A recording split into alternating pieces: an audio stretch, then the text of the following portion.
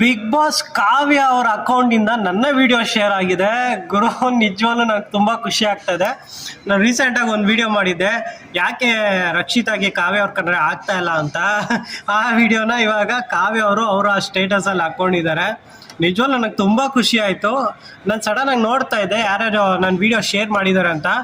ಸಡನ್ನಾಗಿ ಅವ್ರು ನಾನು ಫಸ್ಟು ನೇಮ್ ನೋಡಿಲ್ಲ, ಜಸ್ಟ್ ನಾನು ವೀಡಿಯೋ ಮಾತ್ರ ನೋಡ್ತಾ ಇದ್ದೆ. ಆಮೇಲೆ ಅಕೌಂಟ್ ನೋಡಿದ್ರೆ ಕಾವ್ಯ ಅವ್ರಿಗೂ ನನಗೆ ಒಂದು ಕ್ಷಣ ಶಾಕ್ ಆಗೋಯ್ತು. ಮೋಸ್ಟ್ಲಿ ಅವ್ರ ಫೋಟೋ ಹಾಕ್ಕೊಂಡು ಬೇರೆಯವ್ರು ಅವ್ರ ಫ್ಯಾನ್ ಯಾರಾದರೂ ಹಾಕ್ಕೊಂಡಿರ್ಬೋದಾ ಅಂತ ನೋಡಿದ್ರೆ ಅವ್ರದ್ದೇ ಅಕೌಂಟು, ಒರಿಜಿನಲ್ ಅಕೌಂಟು.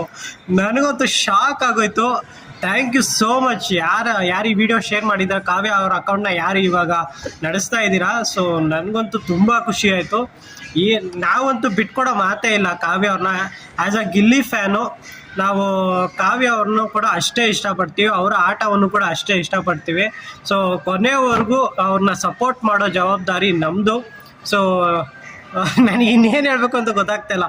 ಒಬ್ಬ ಬಿಗ್ ಬಾಸಲ್ಲಿರುವಂಥ ಸ್ಪರ್ಧಿ ಅಕೌಂಟಿಂದ ನನ್ನ ವಿಡಿಯೋಸ್ ಶೇರ್ ಆಗುತ್ತೆ ಅಂದರೆ ಇನ್ನು ನಾನು ಜನಗಳಿಗೆ ರೀಚ್ ಆಗ್ತಾ ಇದ್ದೀನಿ ಅಂತಲೇ ಅರ್ಥ. So thank you so much. ನಾವಿನ್ನೂ ನಿಮ್ಗಿನ್ನೂ ಸಪೋರ್ಟ್ ಮಾಡ್ತಾನೆ ಇರ್ತೀವಿ. ನಿಮ್ಮ ಬಗ್ಗೆ ಯಾರೇ ನೆಗೆಟಿವ್ ಆಗಿ ಮಾತಾಡಿದ್ರು ಕೂಡ ನಾವು ಸುಮ್ಮನೆ ಬಿಡೋ ಮಾತೇ ಇಲ್ಲ. ಸೊ ನಿಮಗೆ ಕೊನೆವರೆಗೂ ನಮ್ಮ ಸಪೋರ್ಟ್ ಅಂತೂ ಇದ್ದೇ ಇರುತ್ತೆ.